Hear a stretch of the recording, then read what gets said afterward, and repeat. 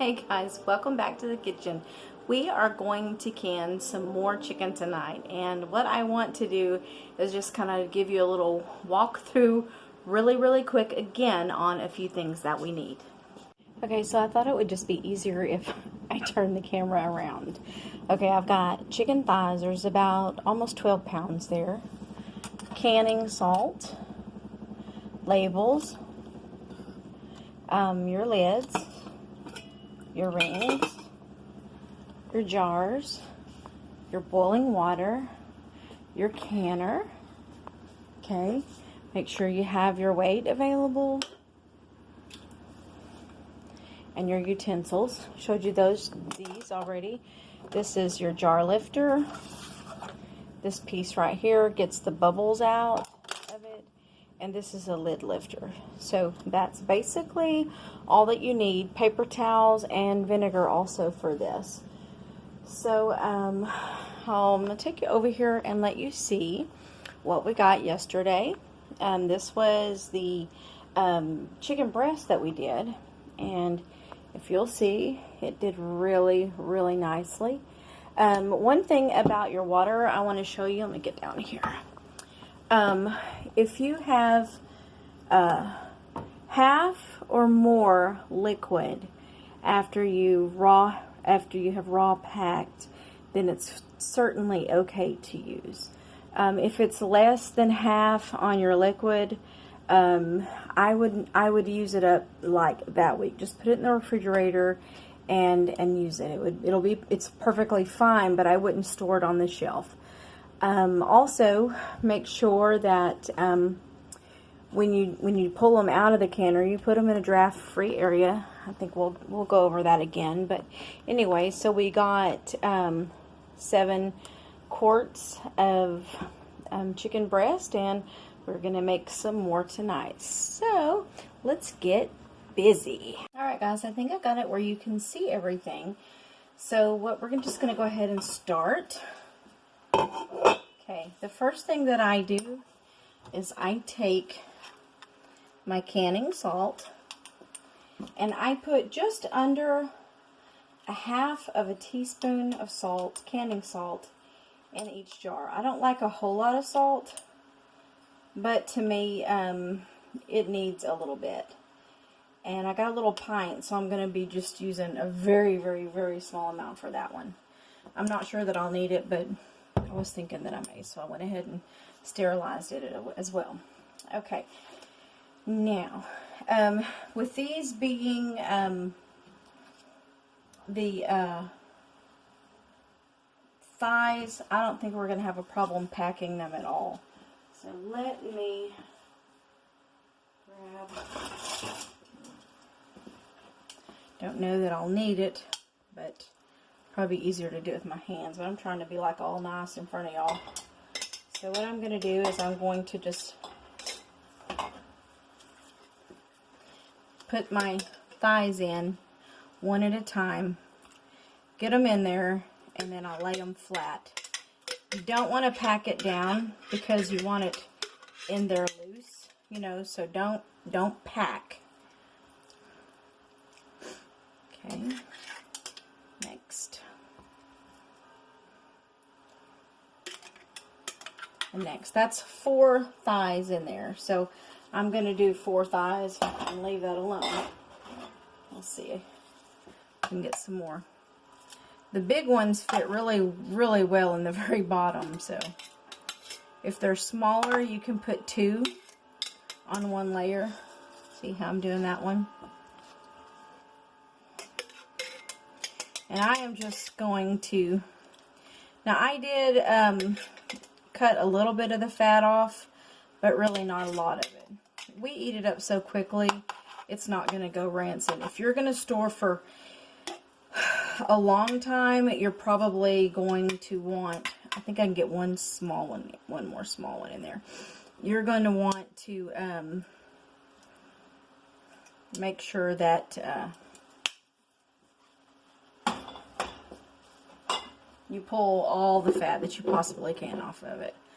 But I find that the fat makes a pretty good little broth in there, so I just leave it.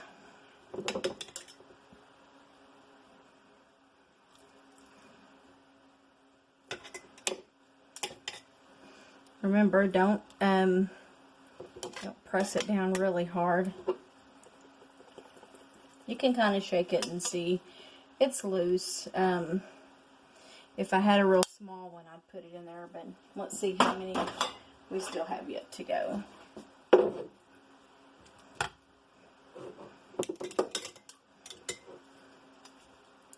The good thing about canning meat is that you don't have to have freezer space for it. And also, if in a SHTF situation and we went lightless with no electricity, you would still have meat that you could use. So just keep that in mind when you think about it's a waste of time to can your meat.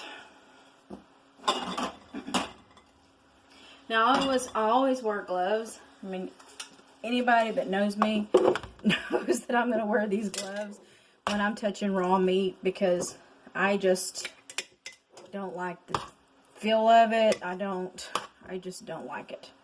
So, I'm going to actually add up the poundage on these, because I want to know exactly how many pounds that I bought. And then I will put that in the description box, or at my next video I'll come back and let you guys know. So the first thing you do is, remember, put your salt in. I mean, you don't have to use salt. A lot of people don't, but to me, I just do. So anyway, it is what it is. That little piece there on the side, I just put it back down in there. Okay, I had a couple that could have used another small one. That was this one here. And then this, actually, I'm going to cut this one right here in half. And I'm going to put half in here and half in here. So that's, wow. I'm going to tell you something. My knives are not sharp at all. Like this one was, though. That was the one I had up there. Okay. Leave that in there. Now, half of it in this one. And then half of it in this one. Okay. There. So we got 6 quarts. I didn't need the little pint, but that's okay. I'll use it for something else later. Okay, so spread them out. Okay, the next thing you're going to do is, let me move this empty meat container. Next thing you're going to do is you're going to get this. So I can get a little closer. Hopefully you can see what I'm doing. I don't know how to zoom with this thing, so you'll have to just, I think you can see that. Okay.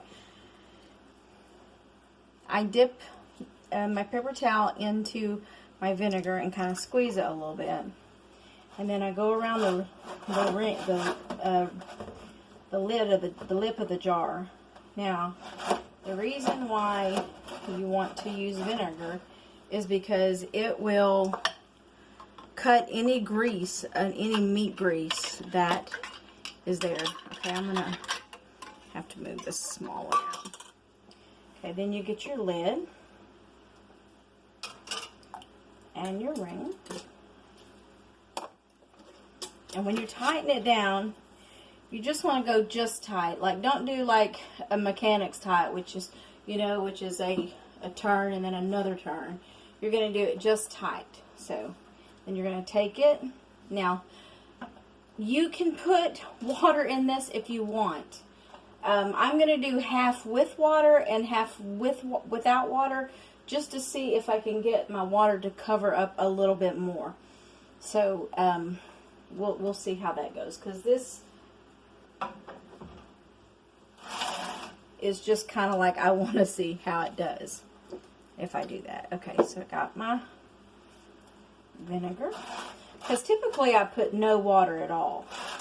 And they say no water when you dry can.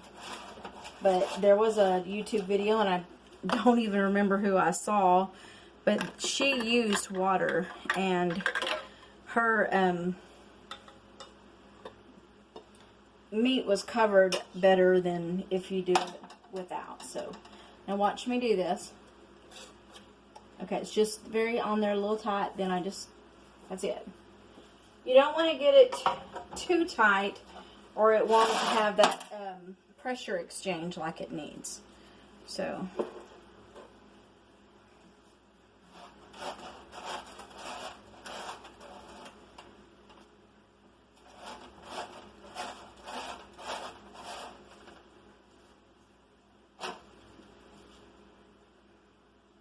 I love these lid lifters.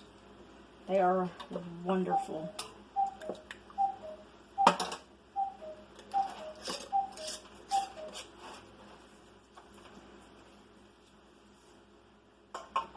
Another thing I meant to show you. When you put it in here, you want it just below this thing right here, this little lip, the first little lip, just a little bit below it. You don't want it sticking up over everything. Okay, so these three are the ones I'm going to put water in. And judging by the way that the one that had the most in it over here, which must have been a really fat piece of breast, I could put that much water in there in the bottom safely, I think. So you can reprocess, but it's not always a good idea. Ow, that's hot. Okay, so I think I got too much water in there. Well, really hard to tell, but I'll get my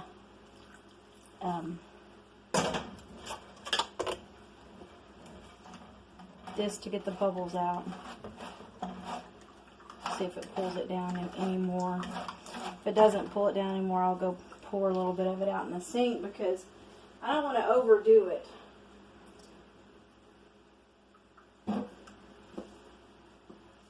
You know what I mean? I almost wonder if I need to go a little bit more out.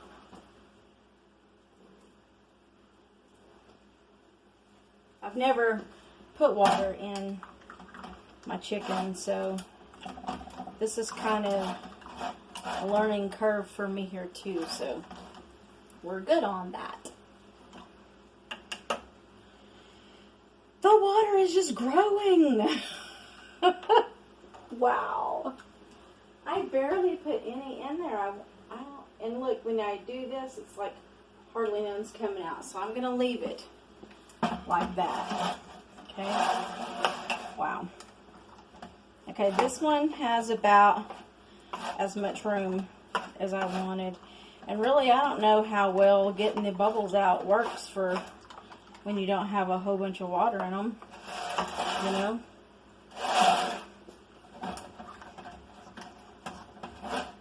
You just slide it down the side, and you can see how the bubbles come up and out. That's really, really, really important when you're doing like your green beans and stuff like that. So that's kind of a big deal. Let me see. I don't guess I see a whole bunch of water in there. It's kind of absorbed up into it, so we're gonna roll with this one. Here we go. And if it doesn't seal, we'll know we did a boo-boo. And then I'll just reprocess them. And you can reprocess. I don't suggest reprocessing anything with tomato sauce in it because it gets a bite if you do. But like your green beans, carrots, anything like that, chicken, meat, whatever, you can double process. It's not always good to do so, but it's okay if you do. Okay, so I have the 3 without any water on the back, and I'm going to put the 3 with the water in the front. So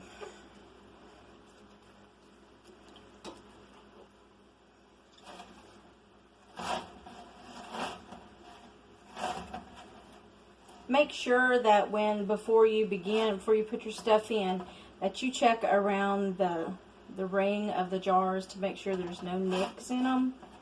Because if there's nicks or anything like that in them, they're not going to seal for you. It's just the nature of the beast.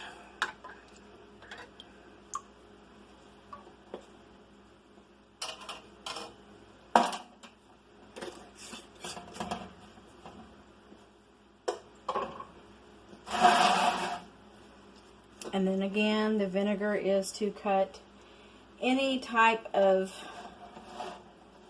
grease that's on the edge. If some gets down in there, it's not going to hurt you. It's not going to make it taste weird. I wouldn't worry about it. So just make sure that your edges are good and clean. I'm kind of anal about that, so I go over it a few times.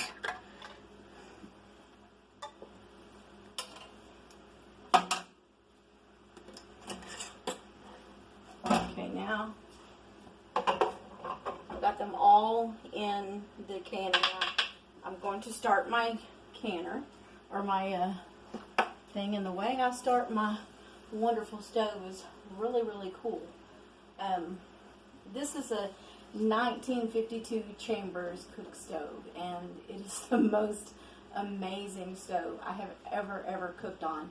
I had one of these in my 20s, and I had to have another one. So when we bought this home, it was all electric, and I came in here and I took it all out myself. Yay! And then I did hire someone to come in and cut the cabinets out to have space. I do still want to do countertopping, and I have porcelain tile on our floor that is, you know, that little cream color. You can see it here. And so I thought about cutting the tile and putting that up here for my countertop, but I'm not really sure what I want to do. But anyway, this is the way I like my stove.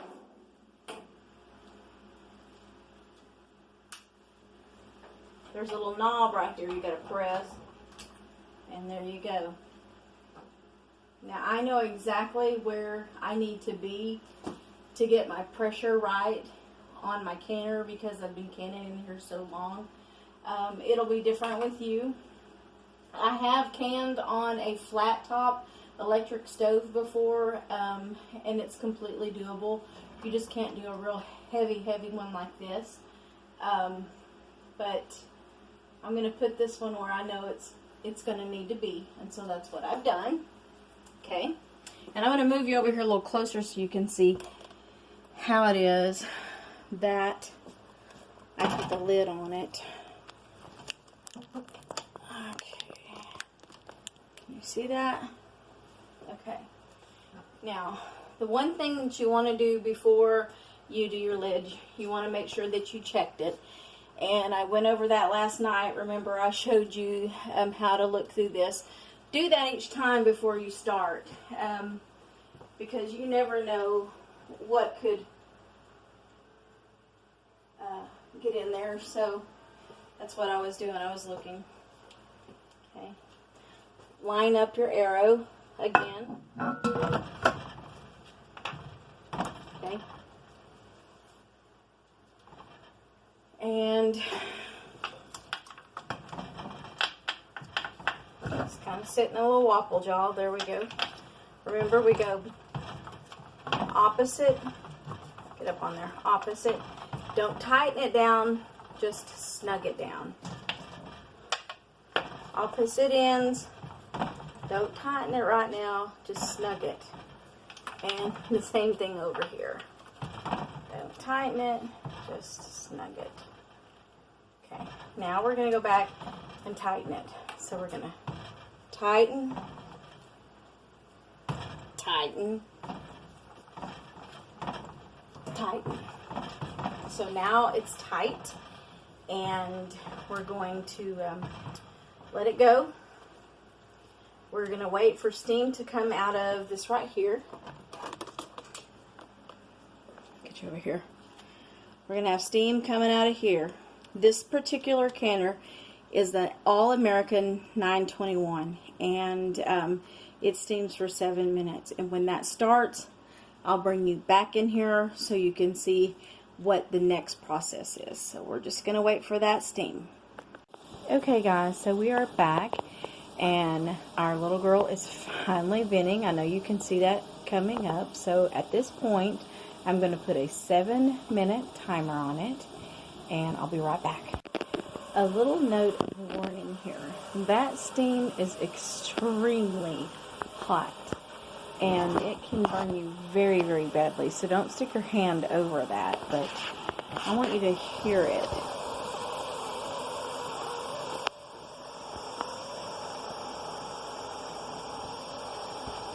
So this is going to be 7 minutes of just this right here, and you'll see the gauge is actually moving up a little bit, and we'll talk about that as soon as we put our weight on there.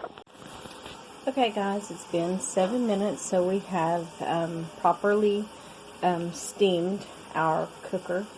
I live in Southwest Arkansas, so I can throw a stone and hit Louisiana. I can throw a stone over and hit Texas. So I am at an altitude 0 to 1,000 feet, and so I am going to use 10 pounds of pressure. I'm just going to see if I can get this on here so you can see it. See that 10? Gosh, I know you might not be able to see it. There it is. Okay. So you're going to take the little thing that's on the bottom of it, and you're going to put this, hard to do with just one hand. Okay. You're going to put that over that. Okay. Now, what happens on this process is once you put your pressure gauge on there, the pressure is going to start building up inside of your canner. So eventually it'll start to jiggle and sputter, and I'm talking about the weight there. It's going to jiggle and it's going to sputter, and then that way you'll know that the right poundage has been reached. Once you have been canning a while, you'll know exactly where to put your flame to make it come to pressure, and and how long and it just totally depends on what pressure cooker you buy and what altitude you're at. So one other thing, now this right here, never use this pressure gauge as your gauge. This is here just for I guess maybe a backup, because it's a geared gauge there. It's going to range between since I have mine on a 10-pound pressure, it's going to range between an 8 and a 12. So you want to really go by the old-fashioned way of the jiggle. So that'll start jiggling, and then as soon as that jiggles, and then I look over here and I see where my pressure is over here. Usually with this canner, by the time this jiggles, this over here is at about 11. It's just the way this one is. So then at that point, I will start my timer to actually do the cook. So you're going to vent your cooker for however long your manufacturer instructions say, minus 7 minutes. Then you're going to let the pressure build, and then when the pressure builds and the steam escapes, and that's what the jiggling is the steam coming through there, then you will set your timer on how long to process your food. For quart jars of meat, it is 1.5 hours. So that's what we're going to do. I'm going to turn this off because, trust me, it is a very boring job to sit and watch this canner. So right now I am doing eggs. I got tons of eggs tonight when I went out and gathered eggs. Okay guys, I want you to hear the jiggle, and I believe it's starting to come up. And so I wanted you to hear and see what you're looking for. And that is your little weight here is going to jiggle any minute now. Here you go. And it'll even move on there. See. Now, look over here at my pressure gauge. It's exactly at 10, 11, 12. Looks like it's 12 and a half. So, remember I told you that it ranged from 8 to 12 on my canner. So that's why you go by this thing and not the other one. To take off the lid, and we're going to see how well our stuff canned. Remember, when you take the lid off, you take it off in the same way that you put it on, opposites, and then open it this way away from you in case there's any steam. I did let this set overnight, not something I normally do, but it was late and I had to go to work on it. So they're warm to the touch. I'm going to pull the ones out without water first. This one was one without water. And they did all seal, so that's a good thing. Without water, and these were thighs, so they made a little bit more juice than the other. And look, this one has water. Our plan worked. The water came up just a little bit more. I'm